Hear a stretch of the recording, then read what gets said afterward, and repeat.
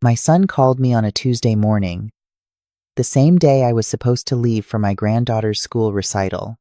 He said, "Mom, I need you to sign some papers. Just a formality. Don't make this complicated." I told him I'd look them over first. He said, "You never trust me.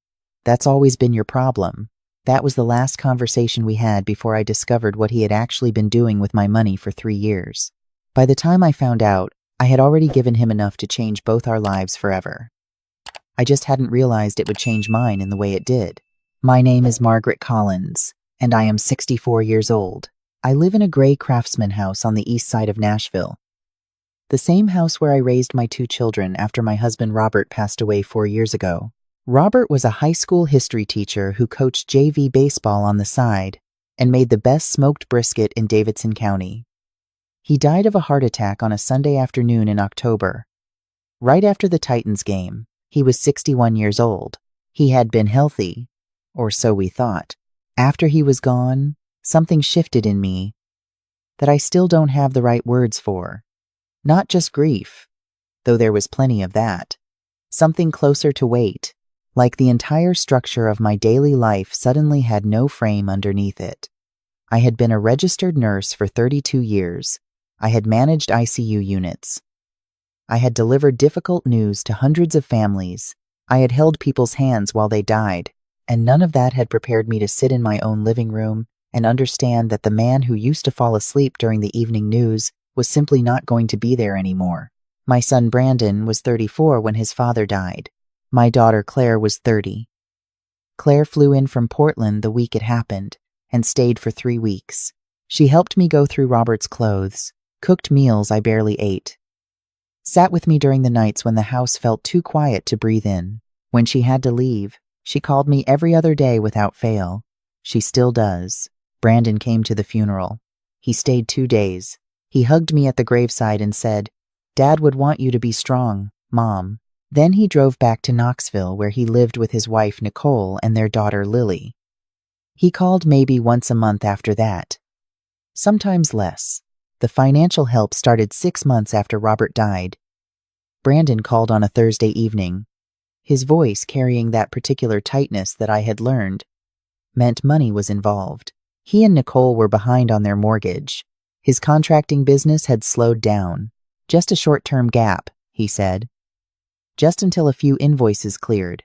I transferred $4,000 that same night, without asking many questions, because he was my son, and he had just lost his father, and I did not want him to suffer.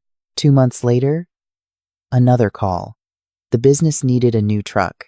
Could I help with the down payment? Just a loan, he said. He would pay it back by summer. I sent $3,000. Summer came and went. He never mentioned paying it back, and I never pushed. I told myself that was what good mothers did. They did not keep score with their children. Within 18 months, the pattern had solidified. Calls every few weeks, sometimes more often. The mortgage, Nicole's car repair, a medical bill for Lily, back taxes on the business, an equipment rental that fell through, a client who had not paid, always a concrete reason. Always a specific amount, always urgent. I never said no. I was lonely and I was scared, and I understood, in some humiliating part of myself that I tried not to look at directly, that the calls kept coming, partly because I kept answering them. I set up a monthly transfer, $1,500, first of every month. It felt cleaner that way, more organized. Robert had always handled our finances with spreadsheets and color-coded categories, and I thought he would have appreciated the tidiness of an automatic transfer. What I did not let myself think about was what Robert would have thought about the transfer itself. My daughter Claire never asked me for money. She had a stable job in healthcare administration, lived within her means, and called me on Wednesday evenings to talk about her week and ask about mine. She was not dramatic about it. She just showed up, quietly and consistently, in all the ways that mattered. I did not appreciate that properly until I had something to compare it to. The first real warning came at Thanksgiving. I had driven up to Knoxville with enough food packed in my trunk to feed a small neighborhood. I had made Robert's cornbread dressing from scratch, sweet potato casserole, the cranberry relish that had been in his family for 3 generations. I arrived at noon. Brandon and Nicole were still in bed. Lily, who was 7 and had her grandfather's brown eyes, met me at the door in her pajamas and said, "Grandma, they said you could start cooking." I cooked alone for 4 hours while my son watched football in the other room, and my daughter-in-law periodically appeared to refill her coffee and check her phone. At dinner, nobody asked about my drive. Nobody asked how I had been managing the anniversary of Robert's death, which had passed 2 weeks earlier. Brandon did look up from his plate at one point and say, "Oh, Mom, we're going to need a little extra this month. Nicole's car is making a noise." I drove home that night in the dark, the empty casserole dishes rattling in my trunk, and I told myself this was normal. This was how adult children sometimes were. They got busy. They got tired. It did not mean they did not love me. The breaking point did not come with a dramatic phone call. It came at 2 in the morning in early March, when I could not sleep and found myself sitting at Robert's old desk in what used to be his home office, now mostly just a room where I kept the printer and tried not to think too hard about the empty chair. I do not know what made me open the bank statements. Some instinct, some small, persistent voice that had been getting harder to ignore. I started pulling up records. Not just recent months. I went back to the month after Robert's funeral and started adding.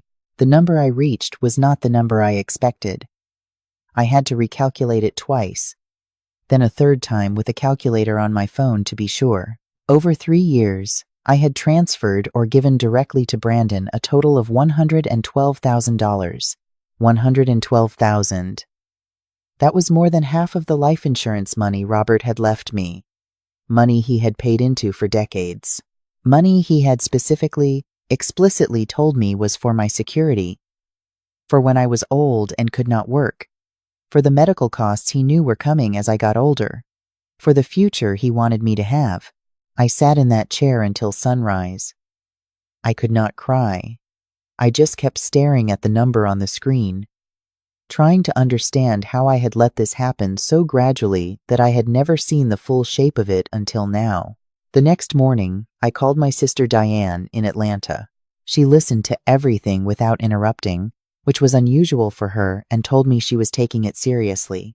When I finished, she was quiet for a moment, then said, "Maggie, what exactly was he telling you he needed all that money for?" I gave her the list I had reconstructed in my notebook. The mortgage payments, the truck, the equipment, the taxes, the medical bills. "And the business?" Diane said slowly. "Is it still operating?" I realized I did not actually know the answer to that question. I spent the next 2 days making careful inquiries. I called Brandon's business line, which had been disconnected. I searched the Tennessee contractor licensing database and found that his license had lapsed 14 months ago. I asked a neighbor of his, a retired man named Gerald, who I had met once at a graduation party, whether he had seen work trucks coming and going. Gerald said, "Not for a while, to be honest." Said he thought Brandon might be working for someone else now, part-time maybe. When I confronted Brandon by phone, his response was immediate and familiar. He said I was overreacting. He said I was spiraling the way I always did since Dad died. He said the business had restructured and I would not understand the details because I did not understand how business worked.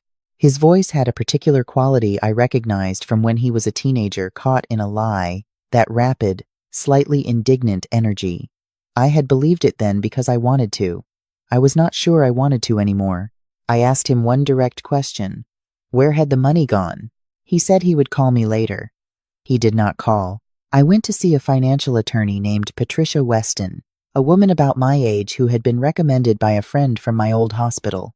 I brought printouts of 3 years of transfers. I brought the records of his lapsed business license. I brought the log I had started keeping of our conversations. Patricia reviewed everything in silence for a long time. Then she said, "Mrs. Collins, what you're describing is financial exploitation of a vulnerable adult. In Tennessee, this is a criminal matter if the circumstances warrant it. I said I had given him the money freely. She said, "You gave it under a false premise. He told you it was for a functioning business that no longer existed." That's not a gift. That's fraud. She asked about my health. I told her I had been managing well until recently, that I had some joint pain and high blood pressure, that I was retired but sharp. She said, "I want you to understand something. Whatever he tells other people about your mental state, we need to be able to demonstrate clearly that you are competent, fully informed, and making intentional decisions." I asked why that would be necessary. She said, "Because when the money stops, things tend to escalate." She was right. I stopped the automatic transfer on a Friday. By Saturday afternoon, I had 11 missed calls. By Sunday, Brandon and Nicole were in my driveway. I watched them walk up my front path from the living room window. Nicole was holding Lily's hand.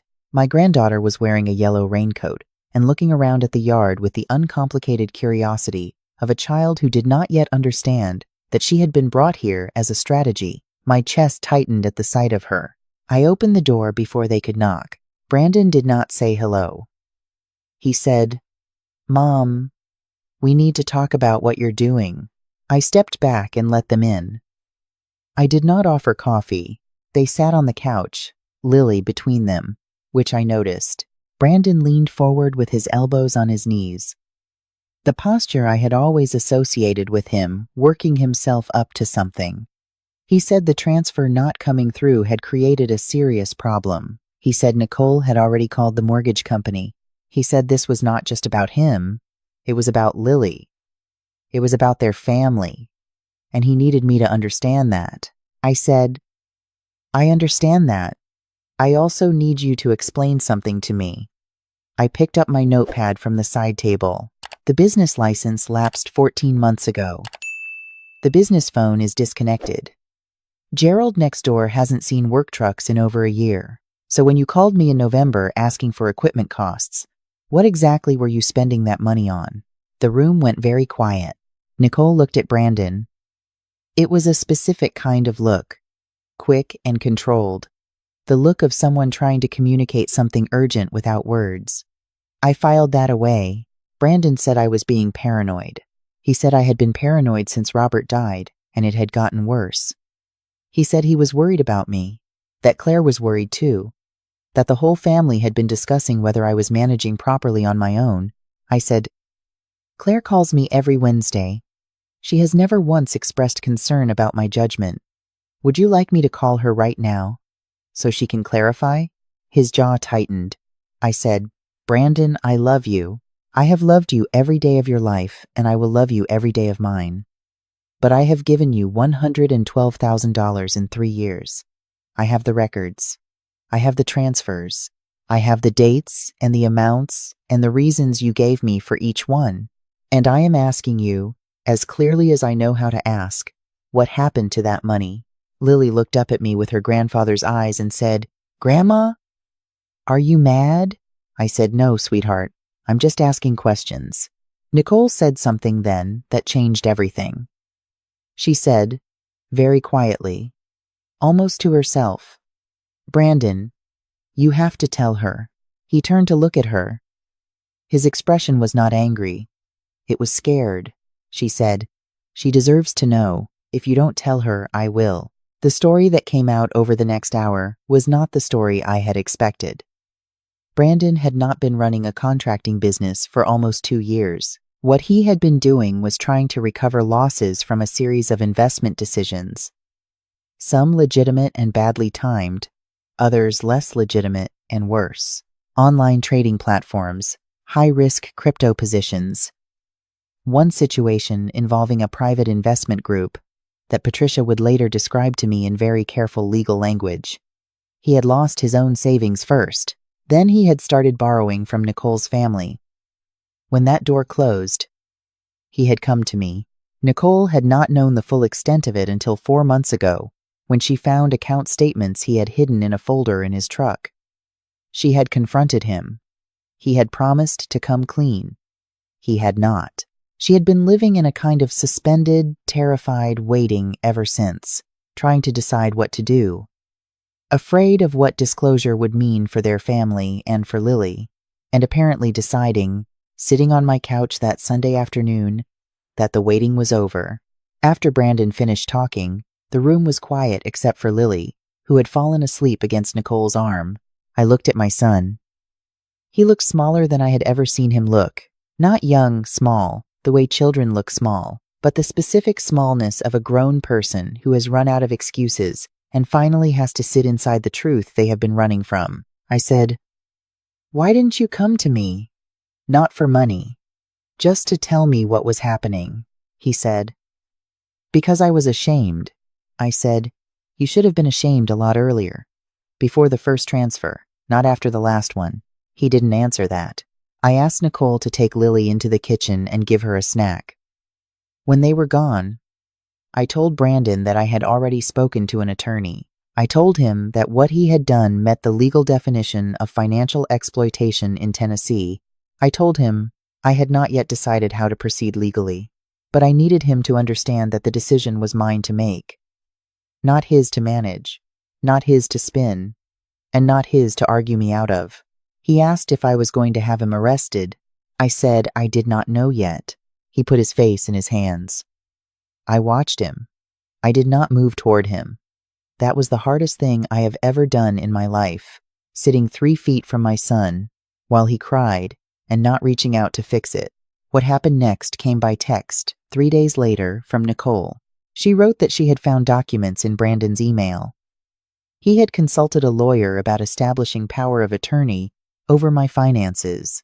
He had drafted a letter, never sent, claiming I had been showing signs of confusion and poor judgment since Robert's death, and that the family had growing concerns about my ability to manage my affairs independently. He had apparently pulled back from pursuing it, but the research was there, the draft was there, and Nicole thought I should know. I sat down on my kitchen floor when I read that.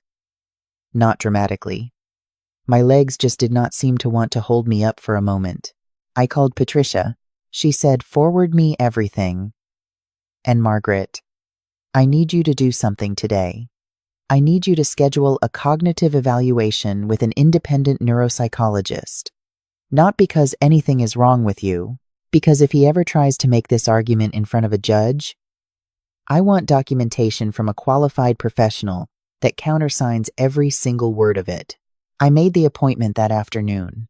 The evaluation was conducted over 2 days by a psychologist named Dr. Lawrence Kim, a quiet, methodical man with a cluttered office and a manner that reminded me of the best attending physicians I had worked with. He tested memory, executive function, processing speed, decision-making, emotional regulation. He asked me to describe the financial situation in my own words, without notes, and then asked precise follow-up questions. When it was finished, he said, "Mrs. Collins, I want you to understand something clearly. Your cognitive function is excellent across every domain we measured. Your memory scores are in the top 20% for your age group. Your reasoning and judgment are sharp. There is no evidence of impairment, confusion, or diminished capacity of any kind." He paused.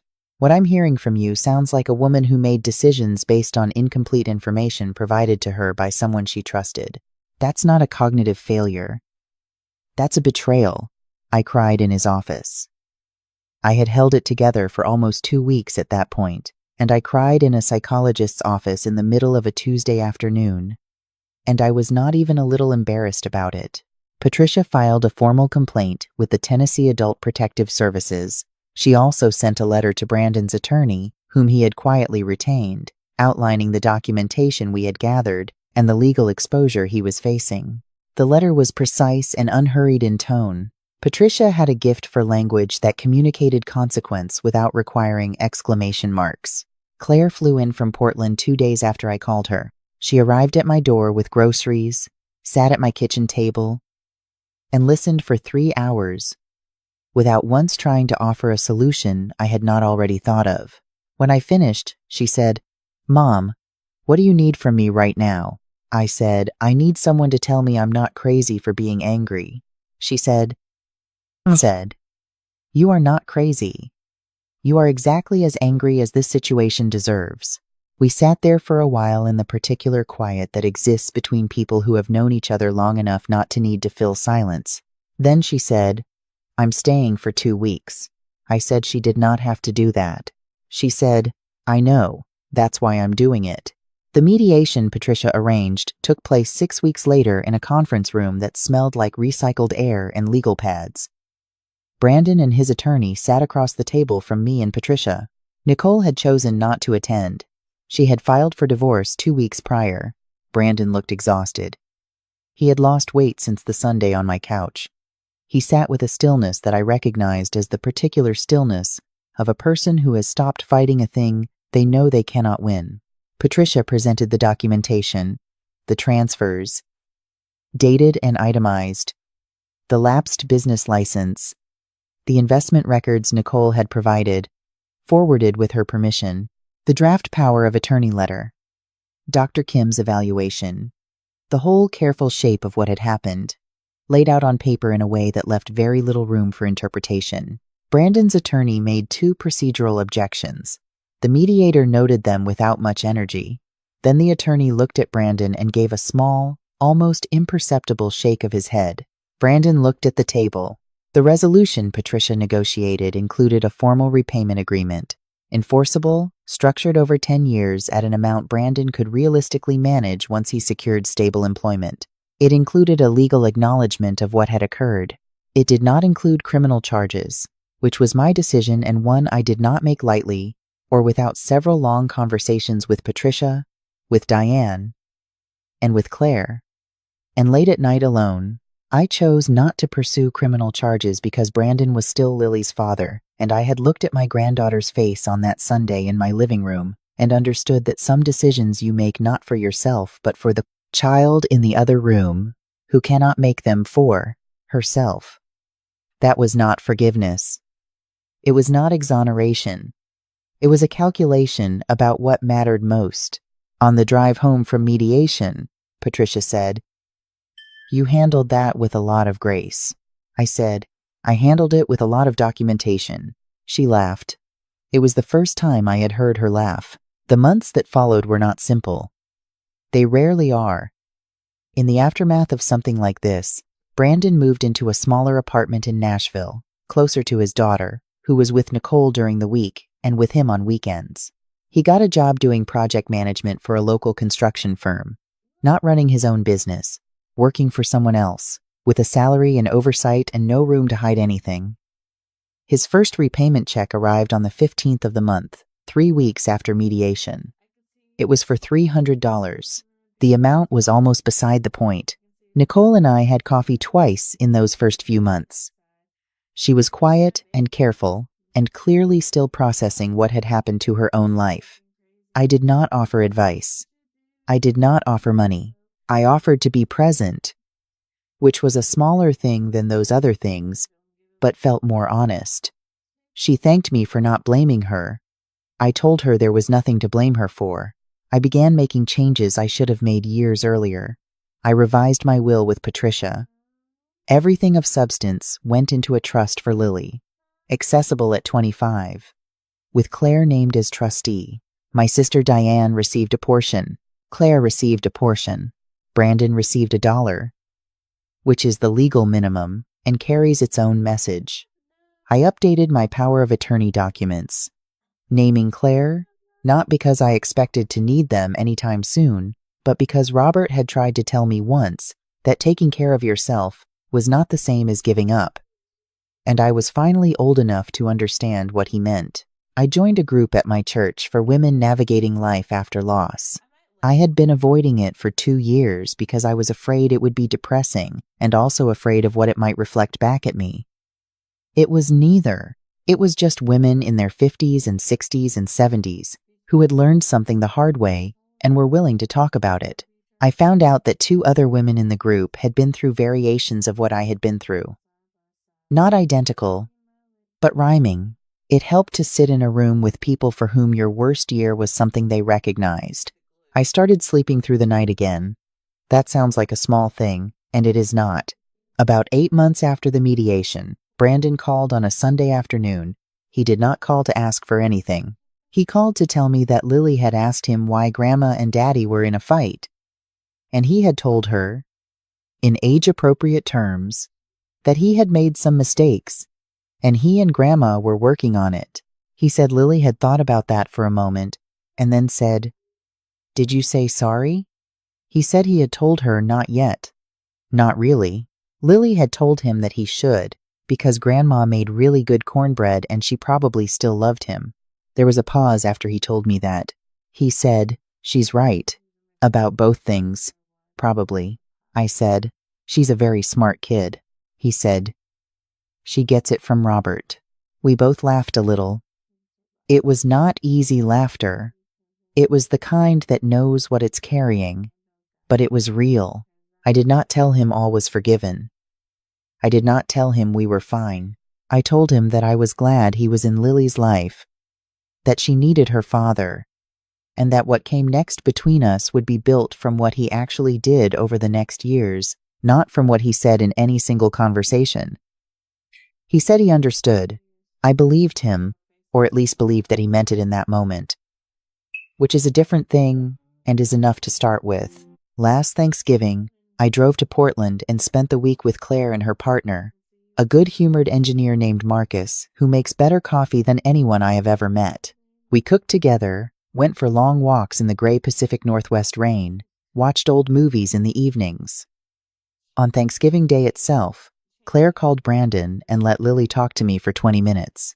Lily told me about the chapter book she was reading, about the fact that her class hamster had escaped twice, about a friend named Zoe who could whistle with 2 fingers.